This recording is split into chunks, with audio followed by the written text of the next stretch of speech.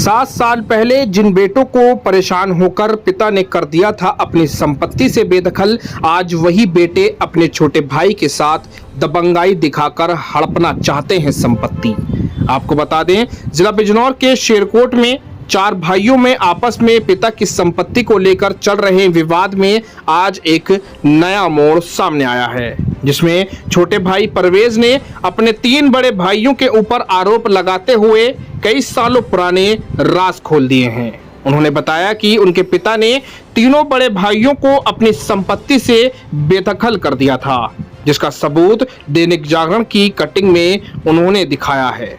साथ ही उन्होंने बताया कि मेरे भाई मुझे धमका रहे हैं और जो संपत्ति मेरे पिता मुझे अपने जीते जी देकर गए थे, वह उनको भी हत्याना चाहते हैं। परवेज ने यह भी बताया कि उन्होंने अपने तीनों भाइयों को 4 संपत्तियों में से 2 संपत्ति और 22 लाख रुपए अब तक दे चुके हैं, लेकिन इसके बावजूद भी उनके भाई उन्हें परेशान कर रहे हैं, धमका रहे हैं और संपत्ति को हड़पना चाहते हैं। परवेज ने इन सब की शिकायत उच्च अधिकारियों से भी की है और प्रेस वार्ता कर अपने भाइयों के कई सालों पुराने राज खोले हैं। परवेज ने प्रेस वार्ता में आगे क्या क्या कहा, अपने भाइयों के कौन कौन से राज उन्होंने खोले, आप खुद उनकी जुबानी सुन सकते हैं। मैं परवेज अहमद, मोहल्ला बगर का सबान, कस्बा शेरकोट से हूँ।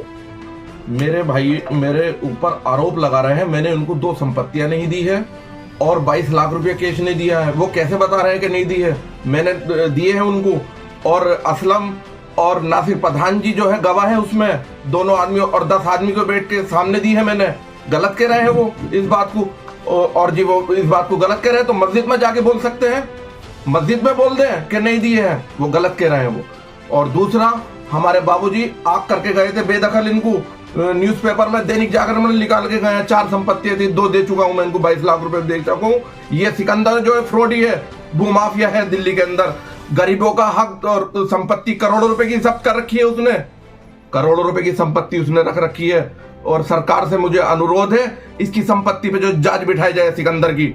गलत कर रखा है, यहाँ पे भी मुझे दबाने की कोशिश कर रहा है, कब्जा करने की कोशिश कर रहा है, भूमाफिया के साथ घूम रहा है वो और परेशान कर रखा है उसने। इसकी सूचना आपने थाने में दी है? सूचना मैंने बाबूजी थाने में दे चुका हूँ, एसपी बिजनौर में, सीओ अफजलगढ़, डीआईजी मुरादाबाद में और मुख्य मंत्रालय और थाना शेरकोट में दे चुका हूँ एप्लीकेशन।